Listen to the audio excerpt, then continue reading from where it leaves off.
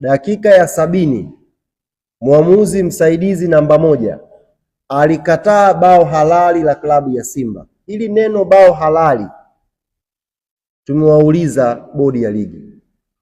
Kwa mujibu wa sheria za FIFA, sheria ambazo zinaongoza mchezo wetu, kwa mujibu wa kanuni zinazoongoza ligi yetu, mwenye mamlaka ya kuthibitisha goli ni halali au sio halali ni muamuzi anayesimamia huo mchezo. Ndiyo mwenye mamlaka hayo.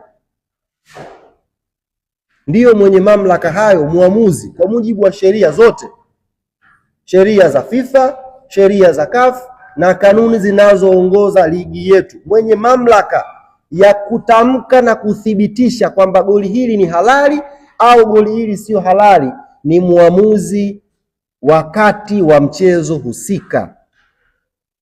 Tumeiandikia kwa unyenyekevu mkubwa bodi ya ligi ikaiulize kamati yake ya saa 72 imetoa wapi mamlaka ya kuutangazia umma kwamba kuna mechi lilifungwa goli halali hali ya kuwa muamuzi hakulikubali hilo goli. Tunataka tujue ripoti hiyo ipo kwenye ripoti ya mechi au nani amekuwa na hayo mamlaka ya kuzidi muamuzi wa mchezo kuthibitisha goli hili ni halali au sio halali. This is very serious matter. Na klabu ya Young Africans tuko very serious kwenye jambo hili. Taarifa hii imekuja kwa umma, imeshatengeneza sintofahamu, imeshakuwa na tafsiri tofauti na imehusisha mchezo wetu. Kwa unyenyekevu mkubwa tumetaka bodi ya ligi itueleze kupitia kamati yake ya uendeshaji na usimamizi, au kanuni zimechange, si hatujui.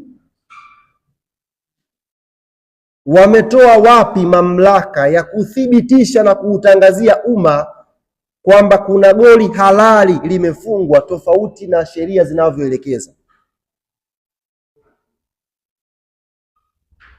Tumeandika kwa bodi ya ligi kupata ufafanuzi kwenye hili jambo.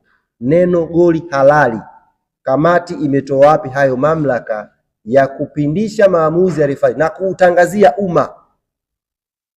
Tunafahamu wote jamani, narudia tena, muamuzi wakati, tena sio muamuzi wa pembeni, msaidizi wa kwanza wa pili wala fourth official, muamuzi wakati ndiyo mwenye mamlaka ya kuthibitisha kwamba hili ni goli au kukataa hili sio goli kwenye mchezo husika.